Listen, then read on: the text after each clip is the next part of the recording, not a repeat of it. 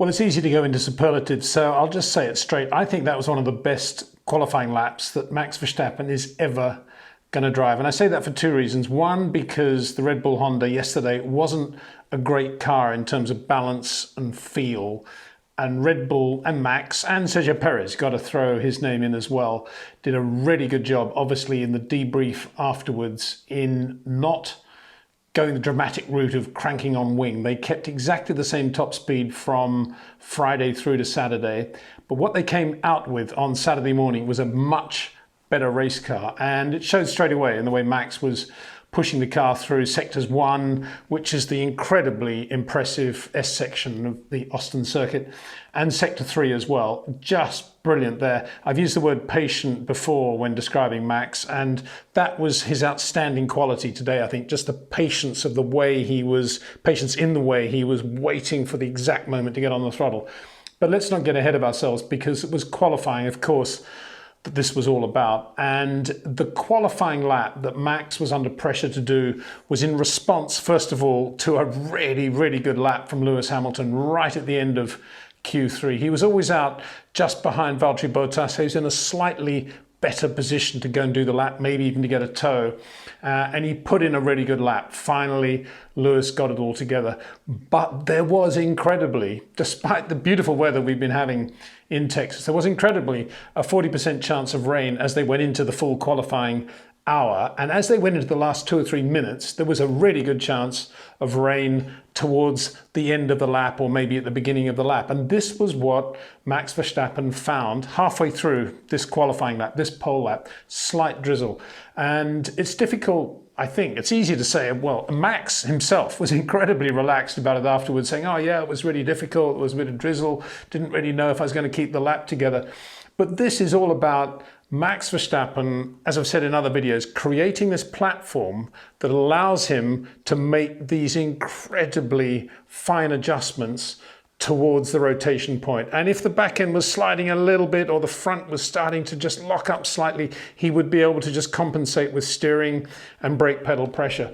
I've got to say again, I think Sergio Perez did a really good job in this area as well. And I've mentioned before, going back to Turkey 2 years ago, how much he's improved in the wet as well. But for Max to put that last part of that lap, that sector 3, in the slight drizzle to the sectors 2 and 1 that he'd already driven, and to take the pole, I thought was just, well, it was everything you need to say about Max Verstappen. If he goes on to win the World Championship this year, I think that lap will be the defining moment for Max Verstappen, because it was head on, head to head, if you like, with Lewis Hamilton. So congratulations to him, and to all at the Red Bull Honda, because that was a really, really good racing car.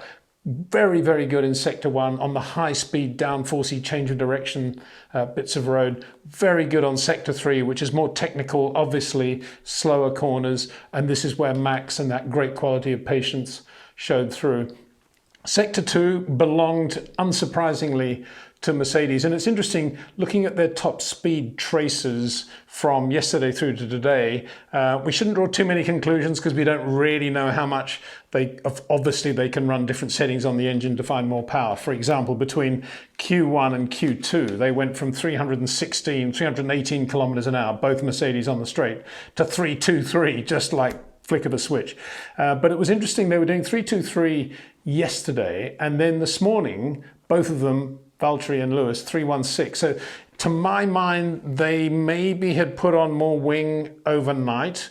And then after FP3 this morning, when Red Bull were quickest in both phases, Max in the initial phase, and then Sergio Perez quickest at the end, although Max was actually quicker on the road but had his time deleted for a track limits drama, as did Lewis. Actually, Lewis was quicker than Sergio as well. But Red Bull really impressive in response to yesterday, Saturday morning.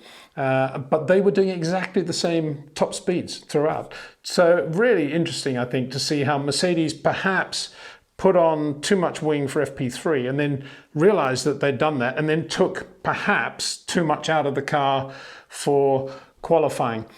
This comes back to the beginning of the year, I think, when quite patently the Red Bull, high-rake Red Bull chassis was a better car than the Mercedes. As I've been saying, I think Mercedes have were able to close the gap and have closed the gap dramatically ever since the stiffer rear Pirellis came in at the British Grand Prix. But here in Austin, with a long straight, but some really interesting sectors 1, pretty fast change of direction corners, and sector 3, lots of technical slow stuff. It's really interesting to see the two cars almost identical. Mercedes had the advantage in top speed, but Red Bull had the advantage on overall grip level, which you've got to say is downforce efficiency in sectors 1 and 3, and in 2 sectors are always going to beat 1 sector. So that was what we saw. Again, just to reiterate the point, all backed up beautifully by Sergio Perez all weekend until they got to Q2, when, even though in FP3 everybody had run soft tyres virtually throughout the morning, Q2 everybody thought, well, I'm going to do a surprise here and go out on medium. Everybody went out on mediums except Carlos Sainz and Yuki Tsunoda, I think it was. Certainly Carlos Sainz. And we'll get onto that in a minute. But Sergio, on his set of mediums, did a track limits drama when he didn't need to be doing it under pressure in the first run in Q2. And so he had to go out again on a new set of mediums between the 2 runs, if you like, when the track was completely empty, admittedly, to put in a lap to get him through into Q3. And at this point, he was only P11, obviously, because he hadn't actually registered a time. And the lap time he did was one of these banker laps, which was only good enough for P7. So it was a little bit edgy, and that was a big pressure point for Sergio. But I think that helped him in 2 ways. One, the fact that they kept him on the medium tire, and they didn't think, as perhaps Ferrari might have in a similar situation with Carlos Sainz, oh, we'll put him on the soft just to make sure we get him through. They stuck with it, and Sergio obviously had the confidence that he could get in the lap time on the medium tyre. And I think that was one of the reasons he was then so good in Q3. And then the other point, of course, is that he actually did the lap time as well. So he's driving very well. As I said yesterday, it's sort of circuit where he's going to be really good, inevitably, because he's so good in the areas of traction and putting the power down on the road in a really linear way. So very good job from Sergio Perez, who starts 3rd on the clean side of the grid.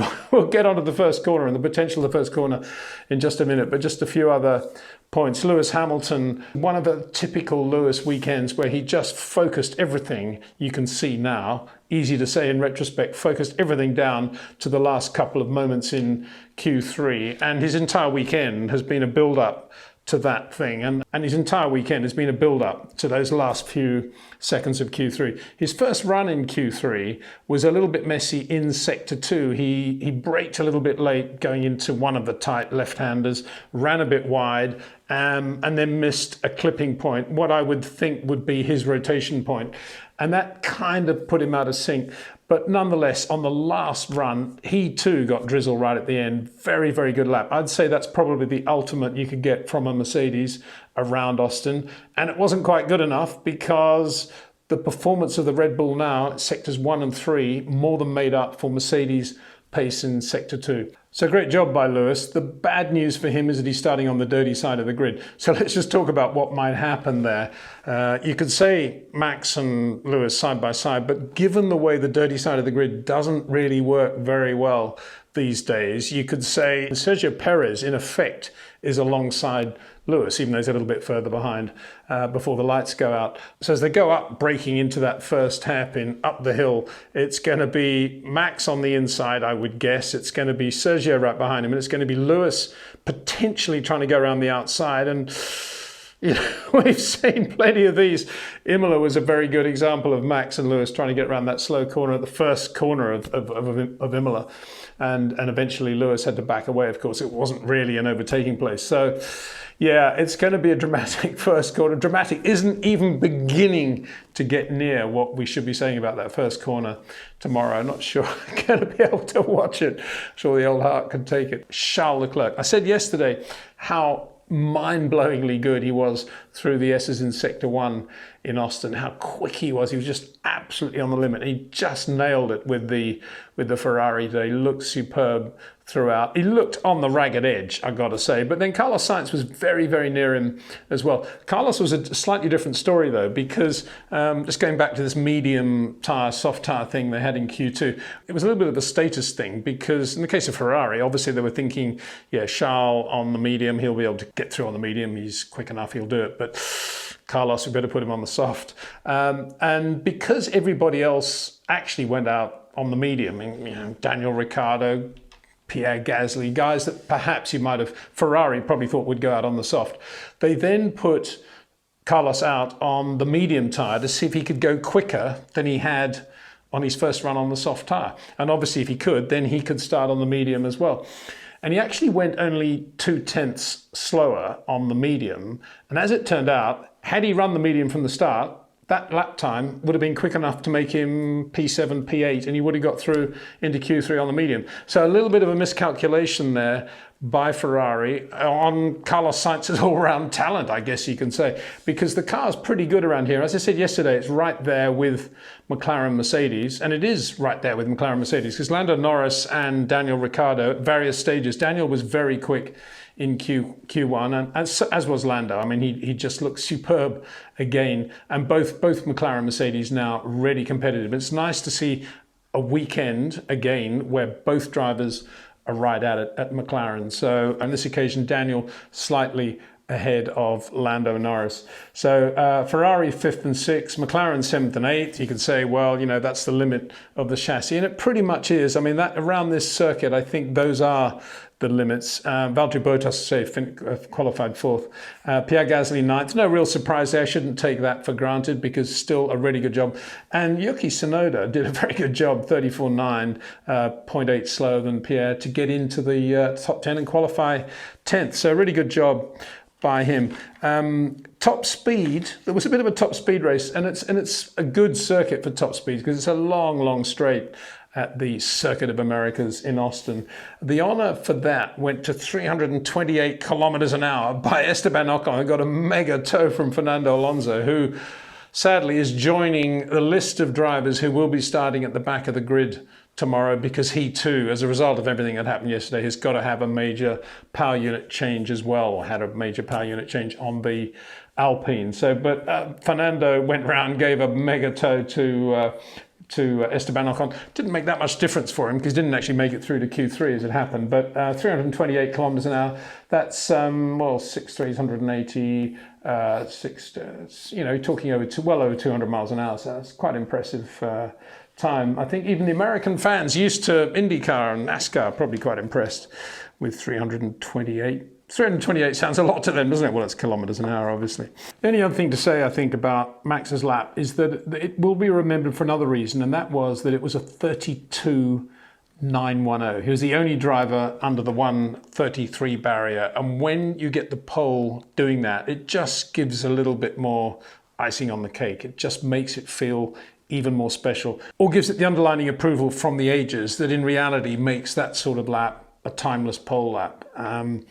And it's interesting also to see that Lewis did a 33.1, and Sergio Perez, it's how quick he was, 33.1 as well, and the difference was only 0.015 between the two. So Lewis, if you thought about it, would probably be thinking, maybe I'm better on the clean side of the grid. But having said that, you know, he is P2, and he's in the middle of a Red Bull Honda sandwich going into turn 1 tomorrow. So can't wait for that. See you then.